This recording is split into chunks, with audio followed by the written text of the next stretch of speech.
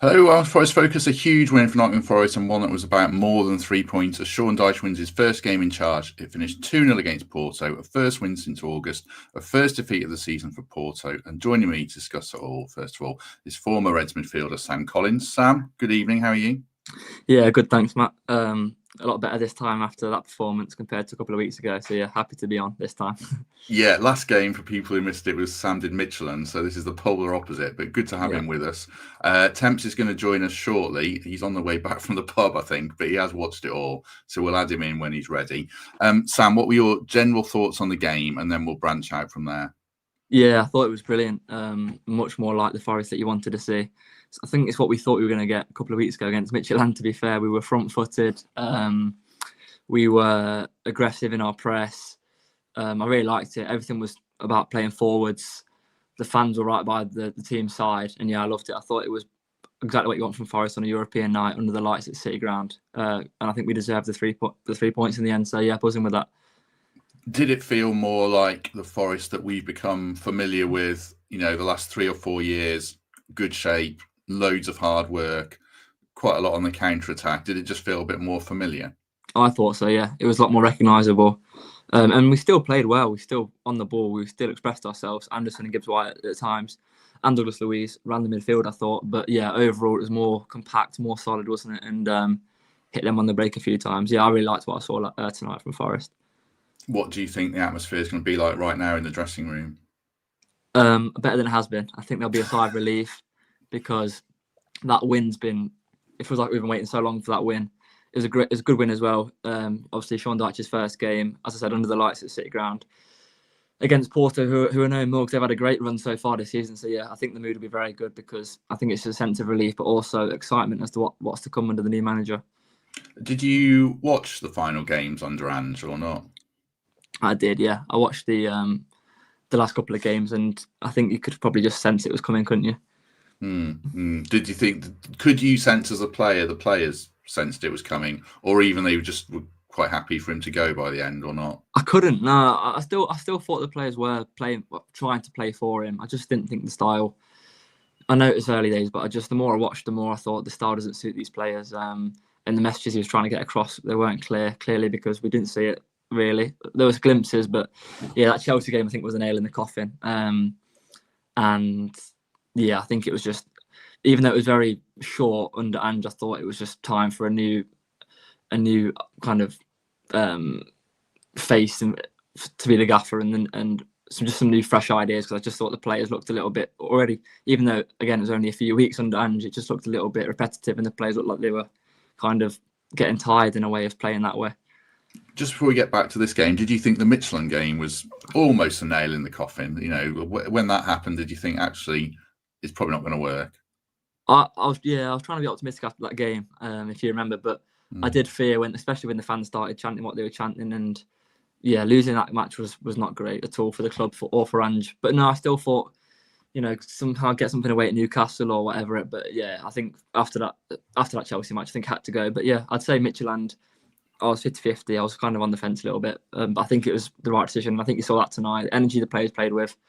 Then you could see there was a way of playing, a clear way of playing. It took 90 minutes under Sean Dyche.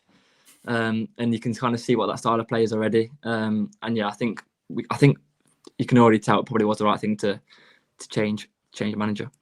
You can see as well what it means in the stands, the whole thing about the club as well. I said it meant more than 3 points because I think a lot of people felt this was the season starts tonight, and with the win, it really hopefully does now, doesn't it? Yeah, I think so. It feels like the start of something new. And it's just getting the players back to basics, what they were doing really well last season, I think. Defending the box fantastically tonight. Playing when we have to, going long when we have to. And it was so refreshing to watch, I thought, because it was everything Forest did well last year and more, because I thought we were very good on the ball, like I said. And it's going to be interesting under Sean Dyche because he's got this reputation, hasn't he, for being someone that's just one way of playing, get the ball up the pitch as fast as possible. But I think under these players, with these players by his side, the likes of Hudson-Odoi, Gibbs-White, Anderson, McAtee when he plays, Hutchinson, he might have to and also want to change a little bit and be a bit more expressive. And I know he mentioned in an interview yesterday, I think it was, that it's about finding that balance. And I think he summed it up perfectly. It's about finding the balance between being safe and secure and doing what we did fantastically well last season, but also trying to play a bit more expansive football when we can, because I think that's the way you try and maintain the top places. Forest did fantastically well last season, but to become a top club on a consistent basis, which is what the club wants, what the owner wants, I think we have to start developing a style of play, and I think that balance with Dyche could be really good for us. Do you think as well, I mean, we've said this a lot the last couple of games about Burnley and Everton, and it's easy to sound like you're sort of doing them down, the quality of players that they had. But when he looks at Anderson and Luiz, they're probably two of the best midfielders he's had to work with, I'd imagine. He must be like really encouraged by that, mustn't he? Yeah, I think so. That's a great midfield, that is. I really do like the midfield on paper. It's aggressive out of possession. It's technical and full of quality in possession. Obviously with Gibbs-White in the number 10 role as well. I think he'll be licking his lips at that midfield, because he'll think they can do the dirty work for me. Even with the likes of Yates and Zangari coming on like we saw, they can do the dirty work, but also that midfield can play for me, and I can dominate a lot of games as well in possession with that midfield, yeah. Good to have 430 people with us already. Do us a favour and hit like if you haven't already. I can see praise for Savona in the chat, and we'll certainly get to him and his impact on the match in general. What did you make of the team when it was announced? It felt like sort of a statement that he is going to pick the sort of players we've just been discussing about and back some flair, not go, obviously we love Ryan Yates, but not go straight to a Yates type player. Did that say something?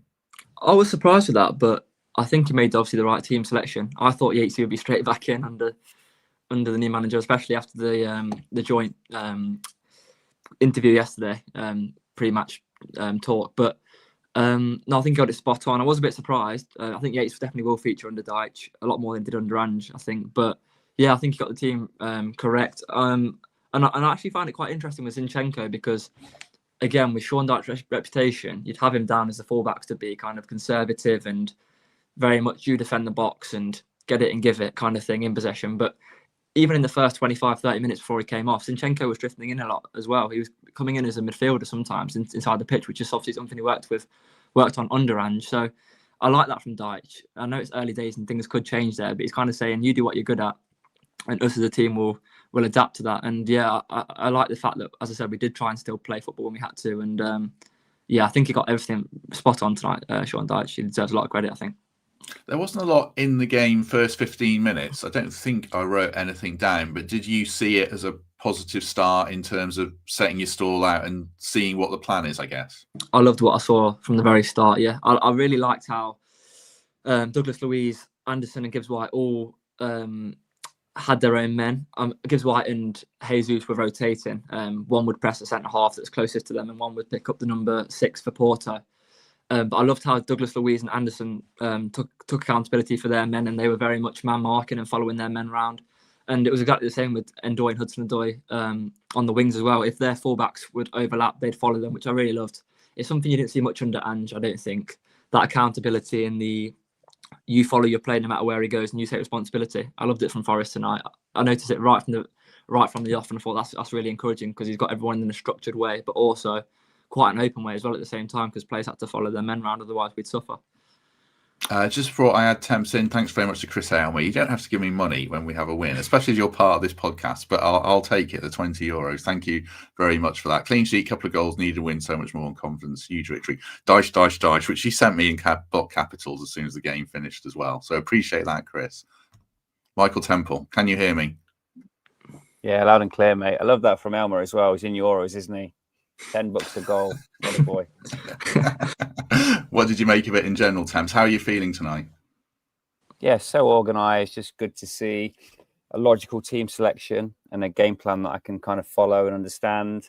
Dyche has proved that he's situationally aware already. I think he's ensured that he's on side with Forest fans from the off just by making logical choices. It was a team we saw coming. It was a shape the players are familiar with. It was almost as if, and this is what's probably happened, he's got the senior pros together and said, what do we need to do to re-establish what we saw from you last season? Because your body of work over the last 5-6 weeks has belied the quality, the depth, the standard that we've established, and it's been resurrected in 90 minutes. And I think it's a sign of things to come. Do you imagine, Sam, that happened then, that you got a few senior men together and said, what do you think? This is how I see it. What do you reckon? I would have thought so, yeah. I think that's probably quite standard for a manager, but he did mention, didn't he, that he had an open and honest chat with the players, I think on his first day, and kind of got feedback back from them because he found that important. So I think he would have definitely asked what makes you successful, what worked so well last year. And the players would have inevitably said being structured, having a clear game plan out of possession, and then when we get the ball, trying to hurt the opposition. And that's what Forest did tonight. So yeah, I think that open and honest conversation with the players certainly helped tonight. One thing we haven't spoken about from the fan point of view, Temps, is just, well, I sort of spoke about with Sam with the season starts now, but just the mood difference that makes. It was so essential that it felt to me essential he got off to a good start, either in one of the next 3 or 4 games. But to do it tonight is hopefully a massive momentum shift for us. Yeah, just stop the narrative. I think if Angela had beaten Swansea, for example, or Sunderland, like you've got to arrest that narrative. We lost him. We've lost him. He'll come back, hopefully. If not, Sam, you're doing a great job and you can carry the ship. Don't worry. Penalty after 16 minutes then, that we'll get into the game properly. It looked a handball to me. Did you have any doubt about it or not?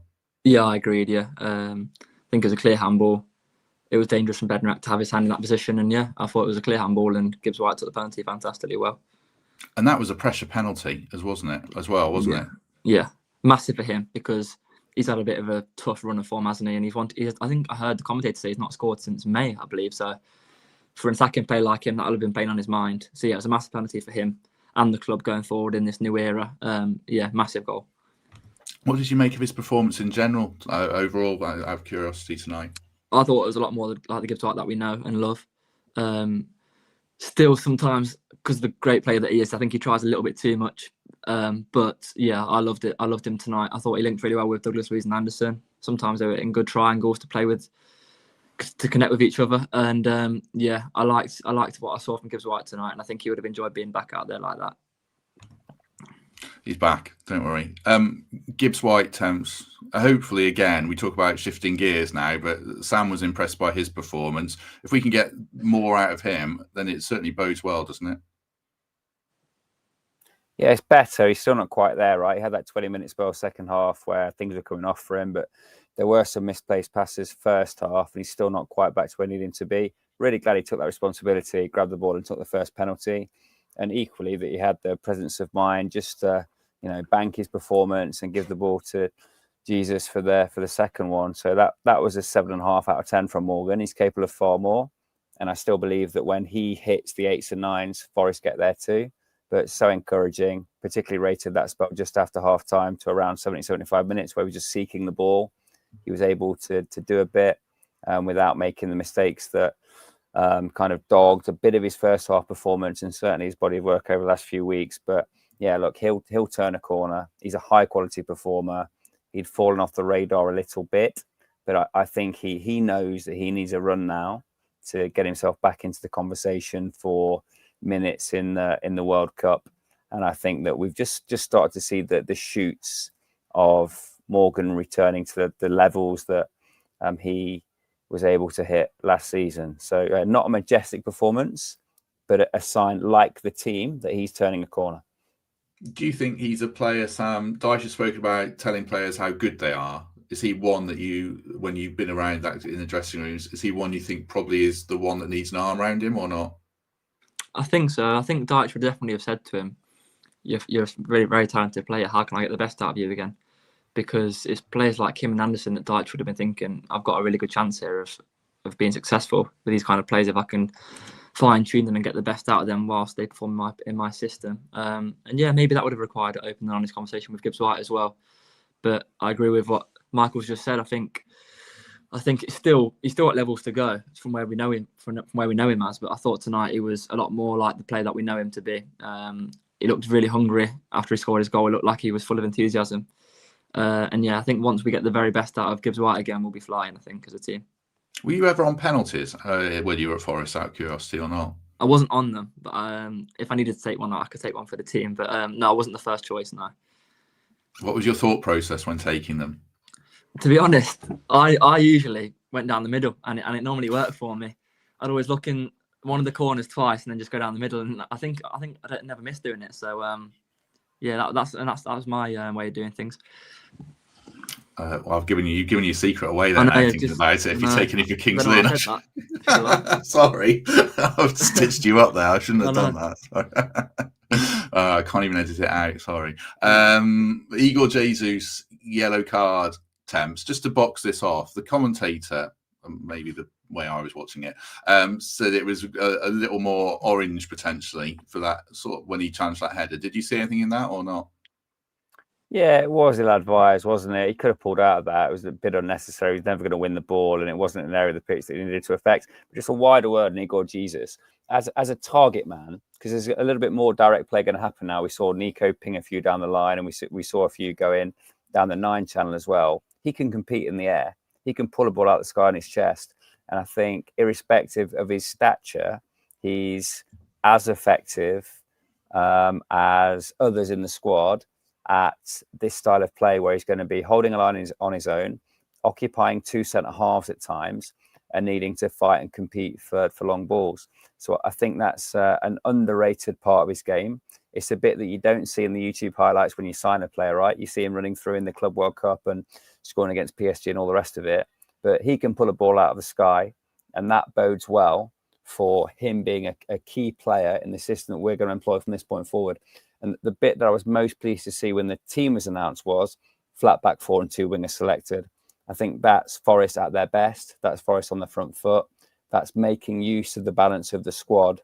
But it does rely on a 9 that can occupy 2 centre halves.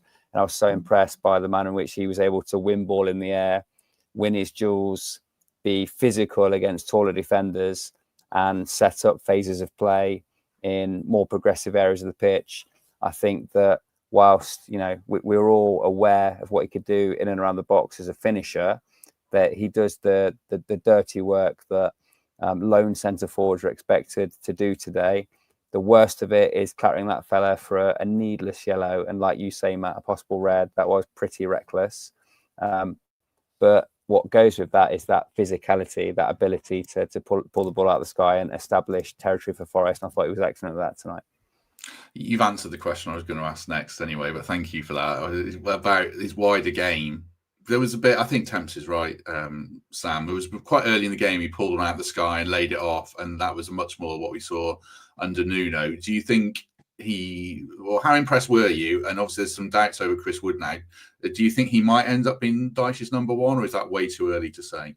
I was really impressed. Like Temp said, I didn't feel like he lost a duel out there tonight. Everything that came into him on his chest or whatever it was, he felt like he held the defender back and linked up play really well. It was so refreshing, by the way, to see Milenkovic or Murillo or Williams go long and miss out the press, because they sometimes pressed us high.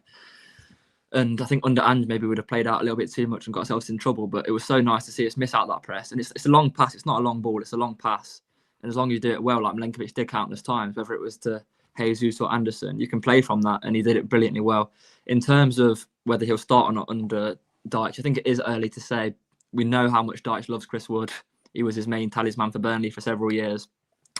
I remember him actually talking about Chris Wood openly a couple of years ago when Forest weren't quite getting the best out of him, and Dyche was saying what he would do.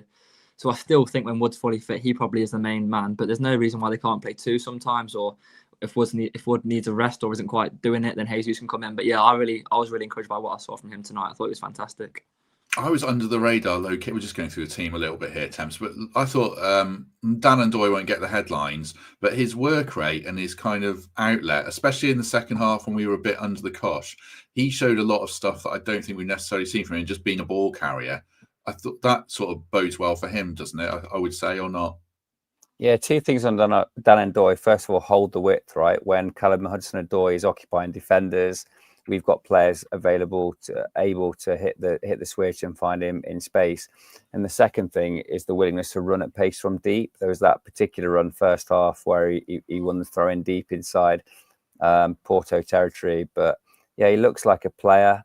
I think that there's been too many games this season where we've decided to withhold the win pick, but he finds a way to affect a game. And, you know, whilst it's not always going to be a goal or an assist, I think that the things that he does makes him, for me, the first choice pick, along with Callum Hudson-Odoi, in this Forest side when we do play wingers. And I think I'm glad actually that Dyche has followed his instinct. It's succeeded, and that will now perpetuate flat back four and two wingers being selected. And I think that Dan N'Doye and Callum Hudson-Odoi should be amongst the first names on the team sheet, because that's showing that we're going to be on the front foot, taking the game to the Oppo, confident enough that we're going to have enough ball in the final third, not to need to pick three centre halves. And yeah, I'd agree. I think he had a rock solid game tonight and deserves a Premier League start of the weekend.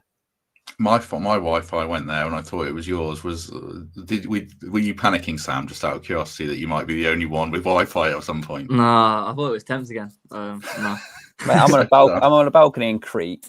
I've just been regaled by the bar owner around the corner about what a hero Marinakis is. So I didn't know this, but he was born 10 miles down the road. Oh, wow. And there's a big Forest following off on this island off the back of that. But yeah, if you didn't hear it, I think that Dan N'Doye was, as you said, Matt, slightly understated, but high quality impact every time he got the ball and deserves a start on Sunday. Excellent. We'll take a word for the Trent navigation, and then we shall be back on the other side of this. But yeah, matches are on TNT, so you can enjoy match day there, and this is what you can expect. Hey up me duckies, a quick rundown of match days at the Big Shed. We're open from 10, serving full English breakfast, teas, coffees, and believe it or not, beers. Father's Footy Quiz is followed by the lunchtime kickoffs, and the outdoor kitchen is fired up from midday, serving sourdough pizzas, burgers, hot dogs, pies, and sausage rolls. Lovely. Pints start at £4. We have a great selection of cask ales and lagers to lubricate the vocal cords for a bit of a sing-song before the game.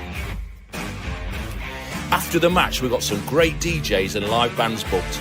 So get your send down to the Trent Nav. Win or lose, we're having a booze. And if we draw, we'll have some more. Thames is still around, but it just looks a bit like he's on Crime Watch. There he is. Right, and he's going to have to switch devices soon as well, he's just told me. Lovely stuff, lovely stuff. The only other point of note in the first half, Sam, Zinchenko going off injured. I think it was a groin injury again. He looked pretty gutted. I checked on Twitter and they still said he played badly. I thought he played a bit better today, actually, but he's going to be out for a while. But what did you make of him? I don't think he did much wrong, to be fair, trying to think of back to his performance. Like I said, it was quite interesting to see, even though it was a flat back floor. Sometimes he still drift into midfield or into the half spaces and still try and get on the ball that way. I thought he did okay tonight. Yeah, a bit of a shame to see him out, and it means Savona and Williams now probably got to take most of the load at fullback for the foreseeable, you'd think. But yeah, a shame for him. But yeah, I thought he did okay today, and I thought he looked quite confident out there at left back. I thought it looked like he was enjoying it, getting on the ball and trying to make things happen for Forest from that role. Yeah, there are still. I'm not saying I could see people in the chat, saying I don't think he was terrible. Defensively, there's still the doubts about him. Yeah, but I think he was better. But this isn't me saying he was anything more than 6 out of 10 for people if they're going to jump on that. He was okay. But Savona came on, and I've had doubts about him, Temps, and I thought he was good tonight. It was best performance in a Forest shirt. Would you agree or not? It was certainly an embarrassing moment for the ref when he yellow carded him for a dive and then ran to the screen 2 minutes later to see that he was whacked in the shins by the defender. So yes, Savona was better. And look, he's a solid player, and you can do okay with Savona, but he's just not the level of Olaryna, is he? And that's what we're judging him against. And while he's never going to have too much positive opinion from the masses, because he's covering for the A side, which is a fullback who was a consistent 8, 9 out of 10 performer last season. Zinchenko, look, we just want to see him defend, and I think that having him take right wing corners, playing left back in a back four is not the one.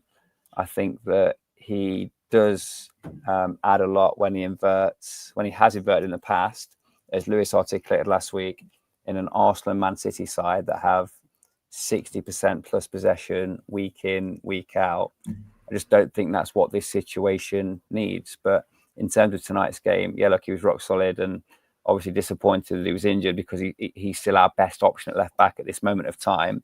but he's not the answer. And as soon as Oleraina's ready, he flies back into that slot and gets us back to levels that we saw last year. I thought his corners were all right, but yeah, I agree. It's not the quality of the delivery, like great, but then the scramble back to left back from there when your two centre halves are attacking the ball is pretty tough and leaves you exposed. Yeah, that's fair. That's certainly fair. I suppose with Savona, Sam, if he's going to get 10 games in a row now, say he doesn't pick Joe Cunha or anyone else to play right back, would you hope as a young player yourself, going through your career, if you get a run of games, then you would find some consistency and improve over time? Maybe not to Aina's level, but to be a good solid cover. Yeah, it's a good chance for him to show what he can do. I thought he was very good tonight when he came on. Looked more assured and kind of knew what he was doing. Sometimes I think he looks a little bit panicked. But yeah, I think it's a good opportunity. But like Tempster said, I think there's no way, I don't see, when Aina's back, he doesn't come back into that team. I think in general tonight, other than maybe one or two, Aina and Wood, that's the team that I want to see, and hopefully we will see under Dyche in that 4-2-3-1 system. But yeah, I think for Savona, a run of games now will do him good, but I do still have question marks. You want to see him for longer than 70 minutes, whatever it was today, don't you, to see if he really is up to it. But yeah, much better from him tonight, I thought.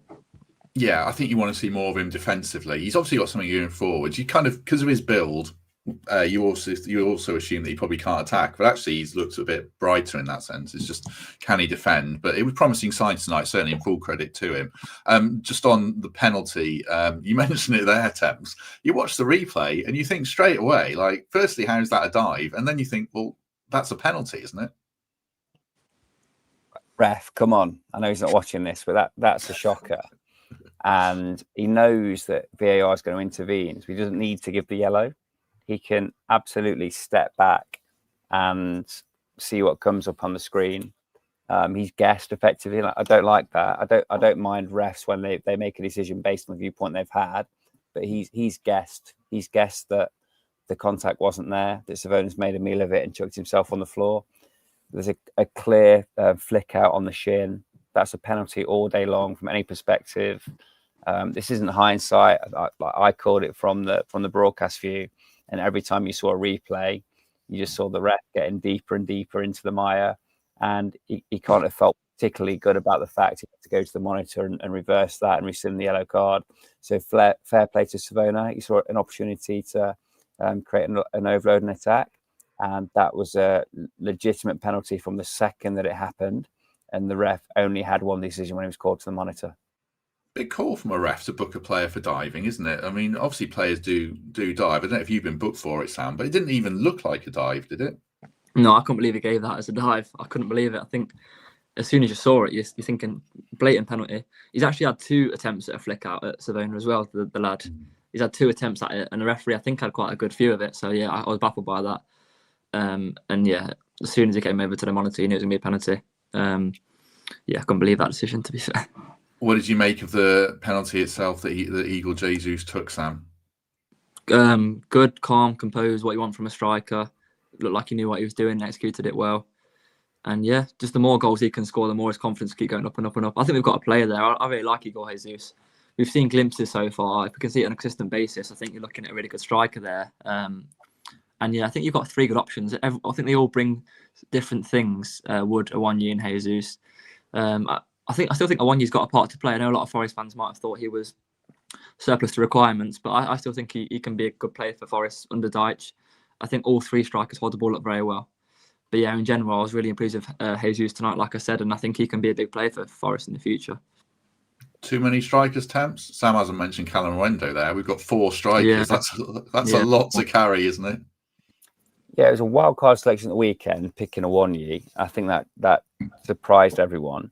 And if it wasn't for that appearance, Sam, I think he'd be spoken about as the forgotten man. Yeah.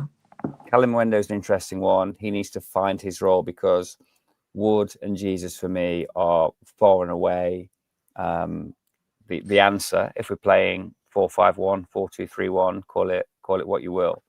So ultimately, I still think that Taiwo is playing out the final knockings of his time at the club, but he's come back a fair few times, right? Not as often as Yatesy, but he's found a way to be relevant. And you know, the best of him has kept us in the Premier League for 2 seasons, and now we find ourselves in a position where We need to do that again. And there'll be moments in time when, I trust him. I trust that he will have an impact on a game. And if he scores that chance early on against Chelsea, it's a slightly different conversation. But ultimately, I think he finds himself behind Wood and Jesus in the depth chart.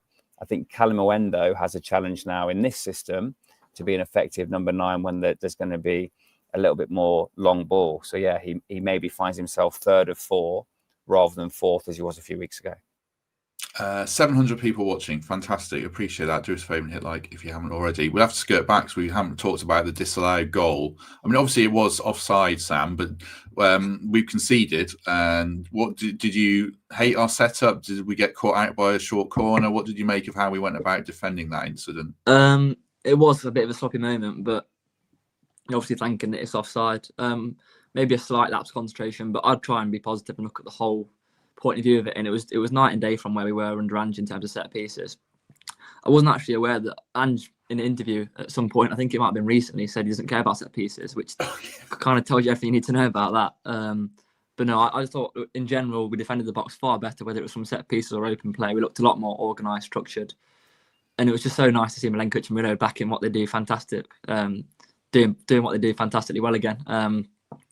So I think it's important to try and reflect on, even though it might have been a slight lapse of concentration now, I think it's important to reflect on how well we did today defending the box in general.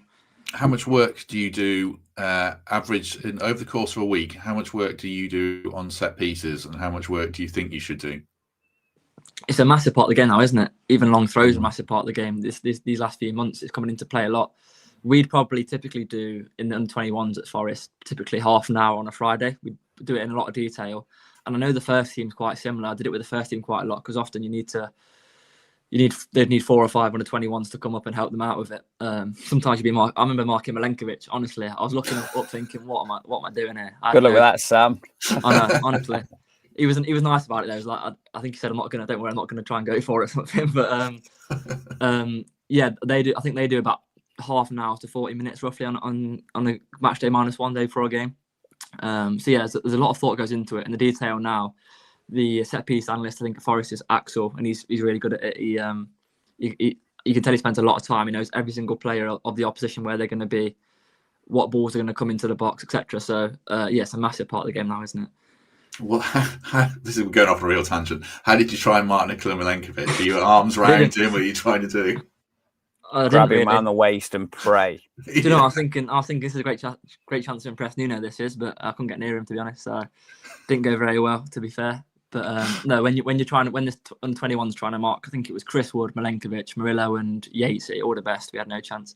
But I think we actually we did it back against them, and I think we actually scored a corner. And I don't think Nuno was very happy, if I remember correctly. But yeah. I bet he wasn't. No. Good stuff. Last thing on the goal, just to mention, Igor Jesus did the baby celebration. So I assume congratulations to him, because it's weird to do it if not. So congratulations, Igor, I assume. The other thing I wrote... Has he brought a Brazilian girlfriend over, or has he had a few nights out in Nottingham? What's going on? What's the story? I don't know. Sam knows. We'll get Sam on the case. And I've no sources for that, no.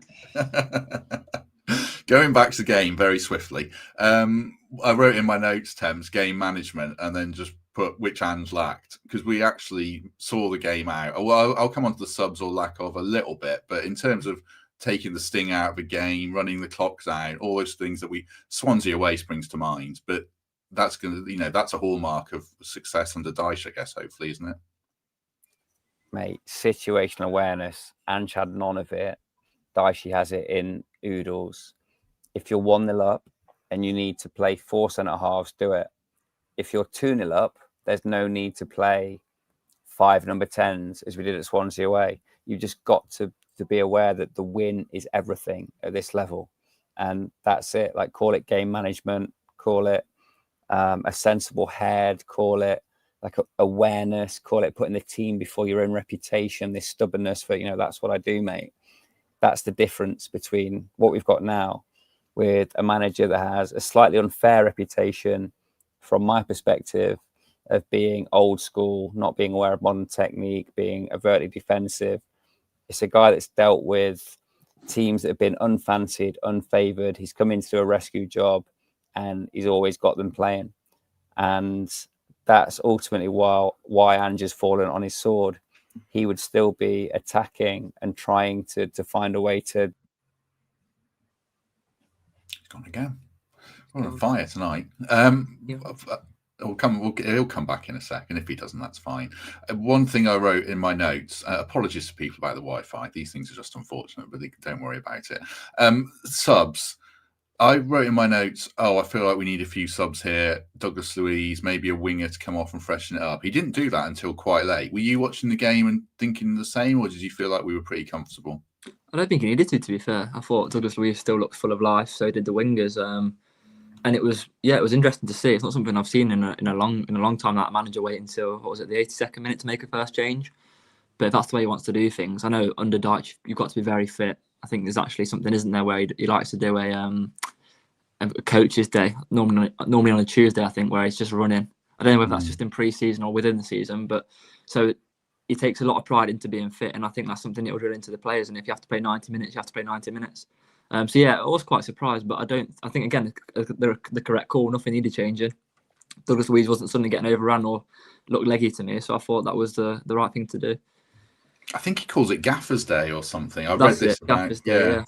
I think it might be a pre-season thing where you just get run relentlessly. Yeah, I think it's from what maybe I'm wrong. I thought it was twice a week in pre-season, and then sometimes you'd even bring it out once a week during the season. I'm pretty sure, but I could be wrong. Yeah. Are you there, Temps? Are you in the background? Yeah, sorry, mate. I flicked my devices. There's no brightness on this, so yeah, you can hear me, but you can't see me now. We'll just leave it like that. I'll leave it. Classic Forest focus. It is classic Forest focus. Sam probably wonders what on earth he's got into signing up for this. But this is what happens generally, especially live streams. Thank you very much, Random P. Appreciate the 21 months of membership. Yeah, Dyche would have seen that, Swansea. Yeah, we'll agree with that. Yeah. Right. Who, just before we wrap things up on this game, then we'll look briefly at Bournemouth. We always do a man of the match, Sam, or a few players that impressed. Who would you be looking at there? Oh, there's a lot tonight. I'm going to go, just because I think his performance might have gone under the radar, I'm going to go for Igor Jesus. Involved in, obviously, scoring the second penalty and creating the first, really. And I thought his hold-up play all night long was fantastic, a joy to watch. Refreshing, we played that way tonight, going into the striker. That is a way of playing, like I said a minute earlier, and you can play off him. So I'm going to say him. I thought it was a really, really good overall performance from him, and I was really impressed with what I saw from him tonight. Excellent. Someone said we're going for best comedy at the podcast awards. There's some going to be judged very imminently, so hopefully they don't watch this one. Not because of what people are saying, but because of, as ever, the standards of production. A couple of shouts for Nico Williams in the chat. Temps, what about you? Players who stood out, man of the match? Yeah, Nico. Totally agree with everything Sam said about Jesus. I'd add Anderson to that. I mean, we expect it right now. The range of passing, the consistency, the willingness to always have the ball, his availability, his awareness to get in those pockets between the lines. I think he's always a contender. So they're the three for me. But nobody had a rotter. And I think that's what we saw today. We saw everyone playing for the manager, everyone playing for a style, a tactical setup that they believed in. And what was telling for me, 85 minutes, they're still running, hounding Porto players and trying to shut them down. And I saw the opposite less than a week ago when there were hands on hips and negative body language and all the rest of it. It just seems like a group that are reinvigorated. So, yeah, they're the three for me that stood out. Nico Williams, Igor Jesus and Elliot Anderson. Is that the big takeaway beyond the results, Sam? Is that the big takeaway? I don't know whether it's just pure hard work, whether it's buy-in, whether it's confidence or whatever it is, but to see them running to the end and harrying and all that kind of stuff, is that a huge takeaway from you from the game? Yeah, it shows the players are right behind Sean Dyche's ideas and they're going to be all out for him. And it's kind of what you expect, isn't it, from any team? It's what we saw all the time from Forest last season to the last minute. Running after the ball, pressing, chasing, defending your box fantastically well. So, yeah, it was encouraging to see, and it's just what you want to see from Forest in general. And yeah, I thought it was very telling how hard Forest worked tonight. I'm by no means saying Forest weren't working hard. The players weren't working hard under Ange, but they just had that extra little bit of motivation, I thought, under Dyche. I think in general, what I took from tonight's game is everyone just seemed to have a really clear mind. This is my job under this new manager. This is what I need to do in and out of possession, and I'm going to work my socks off whilst doing it. And it was so good to see tonight, and I hope we can see more of it. Starting against Bournemouth at the weekend. Just before we come to Bournemouth and wrap things up, I'll just playing devil's advocate for a few people in the chat, Temps, who've said, well, we've scored 2 penalties and we haven't created much. Do you buy into that at all, or is that all sort of irrelevant because winning's the only thing that matters, especially in the state we're in?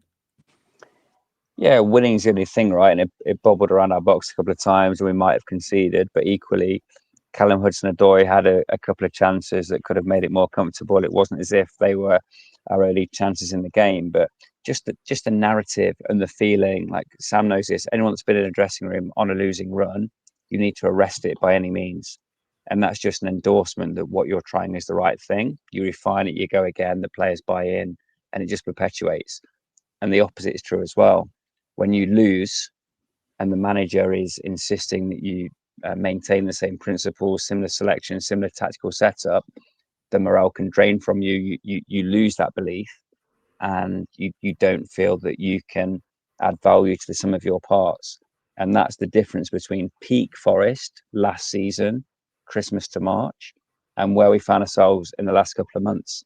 So they've got something now. They've got a baseline. They've got a belief. They've got a result and a win more than anything else that enables him to go to Bournemouth with something. He didn't pick an experimental team. You're not going to see massive rotation come Sunday. You're going to see a few lads that have played a fair few minutes tonight be expected to strap up and go again. But I like that. It's not a time to be clever. It's not a time to rest the better players. It's a time to get your best 11 on the pitch. And I think with a low rotation, slightly more tired team at the weekend, we've got an opportunity to build on what we started tonight. Yeah, that's interesting because a few of them looked absolutely gassed by the end, including players like Murillo and lads like that who are going to play on Sunday no matter what. So how are you seeing this game on Sunday against Bournemouth, Sam, off the back of tonight? It'll be a tough game. They're in great form. Had a really good start to the season. I think the manager over there is fantastic, and I think it's probably only a matter of time until he gets snapped up by a really big club. But I don't see why we can't go there and win. To be fair, I'm full of optimism. After tonight, you'd expect, I think, Forest to sit in a little bit, maybe, being Bournemouth away, and they're quite good on the ball, and they play similar to how we play tonight. Actually, if they're not afraid to hit the front man, if they have to go along with the long pass, they'll do it and work off that. I know Evan Nilsson, their main striker, is out injured, but the new lad came in the other day and scored a couple of goals, I think. So he's no mug either. But it'll be a tough game. But I'm hoping we can see more of the same energy. And like Tem said, the lads will be a little bit tired, you'd have thought. They gave everything tonight, and it's a quick turnaround. But I just think if we can see a similar team, then we've got every chance, and hopefully a good result away at Bournemouth, because we've got to kickstart our league season now, because that's been nowhere near good enough so far. Matt, I'd pull out Fergus's comment as well. So he rightly says we'd have taken 0-0 tonight. I think we'd have sat here saying, look, not quite what we needed, but it was a platform, arrested the decline, on we go. And I agree. I think if we'd have had a rock solid clean sheet first in a long time, that's what we'd have been discussing. So irrelevant having won by virtue of 2 penalties, this is probably slightly beyond par. And sets the tone for the weekend. Yeah, because one thing we hadn't spoken about, Sam, was Porto had won every game bar one this season going into this. They conceded 1 goal, and admittedly, the Portuguese league isn't the Premier League, and the Europa League teams they haven't played it aren't on the level of a Premier League team. But you can't discount the fact that Porto arrived here on the crest of a wave with a very highly thought of young manager, can you? No, and I think that's what makes it an even more impressive win for me. And I'm actually more impressed that Forest weren't at their absolute best today, playing free-flowing football, and could have beat Porto 4 or 5. I think it was I think them results are just as big in a way, because you've built your foundations from the back, you've been really solid defensively, and then you've scored 2 goals. And whether the penalties or not, it doesn't matter. They've won the football match. They've had chances of Hudson-Odoi, like Temps mentioned, and I think it's a big win that tonight. I do. I think it can kickstart a lot of things for Forest. I think they're a very good team, Porto. You could tell they have some very technical players, and yeah, I think that's a really good win. And don't underestimate that win. They're a top team, but let's hope Forest can follow it up on Sunday against Bournemouth, because that's the big one again. Going again a couple of days later. But yeah, I think that's a really impressive victory tonight for Forest. So going back to Fergus's comment, Temps, just before we finish, he said he'd taken a 0-0 tonight, would you take a 0-0 or a draw v Bournemouth now? Is that to me, that's a positive result, but is the mindset shifted that you have to try and get the momentum built? Yeah, I think so. I think clean sheet first, and if we're going to set up defensively there, then we have to be looking ahead to Man United for the win, to get the points on the board. But I think he's going to pick a back four. I just don't see us dropping the wingers to play 3 centre halves. So I don't think that's what's in Dyche's mind. And I would be surprised if we see anything other than this shape at Bournemouth away. I don't know. What do you think, boys? Do you think there's any prospect of 3 centre halves at Bournemouth? I don't know. I was watching that Dyche podcast actually from Tony Pulis and Mick McCarthy, and he was talking about Everton, his time at Everton, and he said in the last game when they stayed up against Bournemouth with the 1-0 win, he was dreading it really because he went with the back five, and I think he said the words, "I hate going with the back five. I'm not for it," but he had to because there was defensive injuries. So yeah, I think we'll see a lot this season, and with Dyche in general, back four. I think that's how he likes to operate.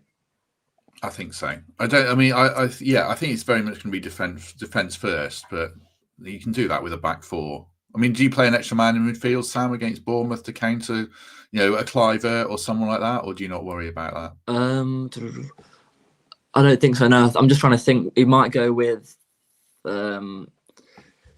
Bournemouth play with 2 sitters, don't they? So I think out of possession with the man-to-man system we saw tonight, who want Anderson to push on. I think Anderson was alongside Luiz tonight, but I think mainly Bournemouth play with 2 sitters. So I think you want Anderson to be really aggressive out of possession against Bournemouth and push on and pick up a man that way. But no, I don't think other than that, like Temps said, there won't be many changes at all with the way they play. I don't think the team will change either, really. And I think that's probably the best thing Forest can do. I think so, because they play. I mean, I don't know exactly who they're playing this season, but it was like Tyler Adams and Ryan Christie last season, quite deep, and Clivert as a 10 and Brooks out wide, and it doesn't matter who plays up front because that Krupi Jr. is good as well. So it's going to be tough game. Temps, any final thoughts? Anything you want to add before we go? No, apologies for the tech. Wi-Fi and power on the island of Crete is not always perfect, but as I said earlier, as I found out tonight, they laud Marinakis around these parts.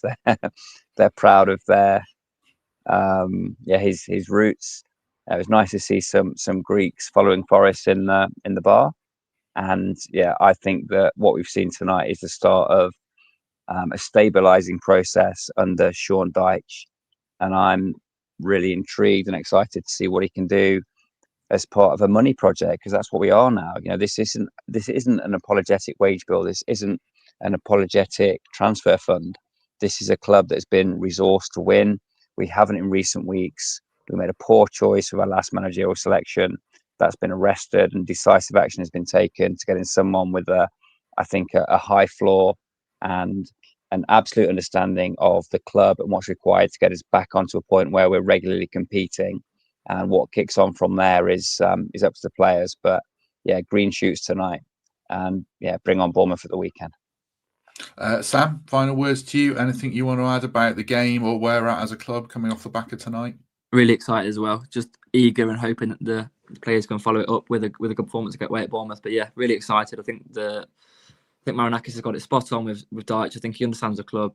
He understands the players, I think it seems already, with the way he played tonight. And I'm really excited to follow Forest at the moment. I think it could be hopefully a more positive few weeks ahead. And long may that continue after tonight.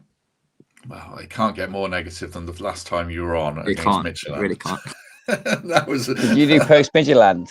He did, that was my first one, Temps. No, it weren't a great one. Oh, mate, what a debut. Yep.